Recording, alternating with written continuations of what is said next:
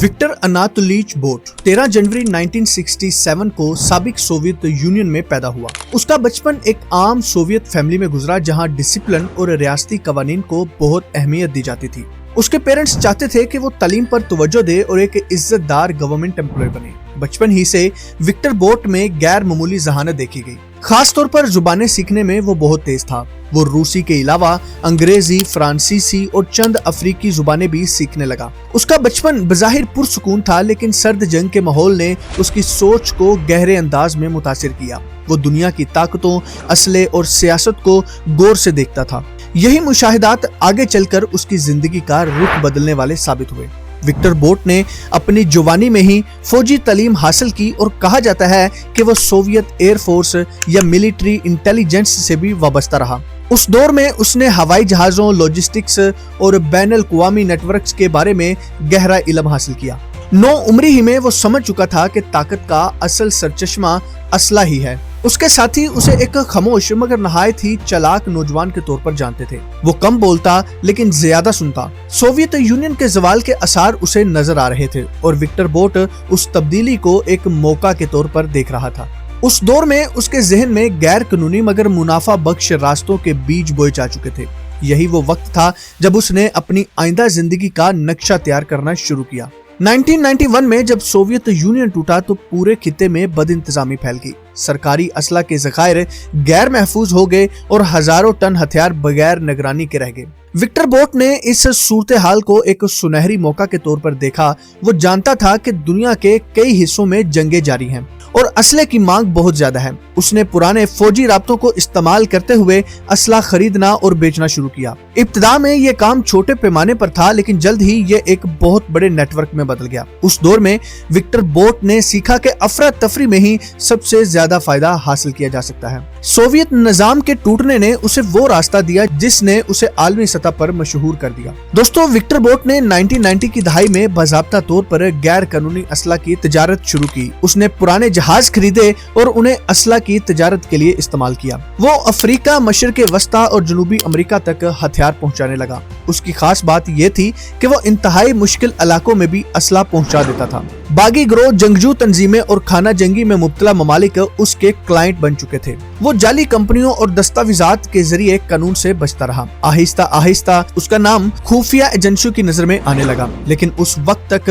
वो उस खेल का माहिर बन चुका था। अफ्रीका विक्टर बोट की असला तजारत का सबसे बड़ा मरकज बन गया। वहाँ जारी खाना जंगियों ने उसे बेशुमार मौके फराहम किए। वो हीरे, सोना और नकद रकम के बदले में असला फराहम करता था। उसका नेटवर्क इतना मजबूत था कि कई मुमालिक की हुकूमतें भी उसे रोकने में नाकाम रहीं। वो जंगी सरदारों से बराह रास्त राब्ते में रहता था। विक्टर बोट जानता था कि अफ्रीका में असला कभी भी बेकार नहीं जाएगा। उसके जहाज अक्सर इंसानी अमदाद के नाम पर उड़ते थे, लेकिन उनके अंदर हथियार छुपे होते थे। उसी दौर में उसे मर्चेंट ऑफ डेथ भी कहा जाने लगा। उसका खौफ और असरो रसूख दोनों बढ़ते चले गए। जैसे जैसे विक्टर बोट का नेटवर्क फैलता गया, वैसे वैसे अमेरिकी और यूरोपीय खुफिया इदारे उसके पीछे लग गए। अक़वाम मुत्तहिदा ने भी उस पर पाबंदियां आयद की। उसके बावजूद वो हर बार कानून की गिरफ्त से बच निकलता था। वो मुसलसल अपने ठिकाने बदलता और जाली शिनाख्तें इस्तेमाल करता था। कई बार उस पर इल्जाम लगा मगर सबूत ना मिल सके। उसकी चालाक और मंसूबाबंदी उसे दूसरों से अलग बनाती थी। वो जानता था कि कब और कहां गायब होना है, लेकिन हर ताकतवर इंसान की तरह उसकी भी एक गलती उसके ज़वाल का सबब बनी। यही वो लम्हा था जिसका इंतजार कानून नाफिज करने वाले अदारे कर रहे थे। 2008 में अमेरिकी खुफिया इदारे DEA ने विक्टर बोट को फंसाने के लिए एक स्टिंग ऑपरेशन तैयार किया। खुफिया एजेंटों ने खुद को कोलंबिया के बागी ग्रुप FARC के नुमाइंदे जाहिर किया। उन्होंने विक्टर बोट से असला खरीदने का मुआहदा किया। विक्टर बोट लालच में आ गया और थाईलैंड पहुंच गया। वहां एक होटल में मुलाकात के दौरान उसे गिरफ्तार कर लिया गया। ये गिरफ्तारी उसकी जिंदगी का सबसे बड़ा मोड़ साबित हुई। बरसों की होशियारी एक लम्हे में नाकाम हो गई। दुनिया भर के मीडिया ने उस खबर को नुमाया तौर पर नशर किया और आखिरकार मौत का ताजिर कानून के शिकंजे में आ चुका था। विक्टर बोट को थाईलैंड से अमेरिका मुंतकिल किया गया, जहां उस पर संगीन इल्जामात आयद किए गए। उस पर दहशतगर्द तंजीमों को असला फराहम करने की कोशिश का मुकदमा चलाया गया। अदालत में विक्टर बोट ने खुद को बेगुनाह करार दिया। उसका कहना था कि वो सिर्फ एक ताजर है, मुजरम नहीं। लेकिन अदालत ने शवाहिद की बुनियाद पर उसे मुजरम करार दिया। 2011 में उसे 25 साल कैद की सजा सुनाई गई। ये सजा उसके लिए एक जबरदस्त धचका थी। वो शख्स जो खुद को कानून से बालातर समझता था, अब जेल की सलाखों के पीछे था। उसका ज़वाल मुकम्मल हो चुका था।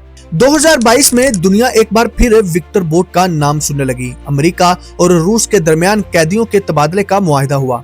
उस मुआहिदे के तहत विक्टर बोट को रिहा कर दिया गया। उसके बदले अमेरिकी बास्केटबॉल खिलाड़ी ब्रिटनी ग्राइनर को आजादी मिली। उस रिहाई ने आलमी सियासत में नई बहस छेड़ दी। कुछ लोग उसे सफारती कामयाबी कहते हैं, जबकि कुछ उसे इंसाफ के मुंह पर तमाचा करार देते हैं। विक्टर बोट एक बार फिर आजाद हो चुका था, लेकिन अब वो पहले जैसा ताकतवर नहीं था। उसकी कहानी एक नए मोड़ पर आ चुकी थी। विक्टर बोट की जिंदगी ताकत, लालच और अंजाम की एक इबरतनाक मिसाल है। एक ज़हीन और बासलाहियत शख्स ने अपनी सलाहियतें गलत रास्ते पर इस्तेमाल की। उसने जंगों से फायदा उठाया और बेशुमार जानों के ज़िया का सबब बना। उसकी कहानी हमें बताती है कि गैर कानूनी ताकत हमेशा आर्जी होती है।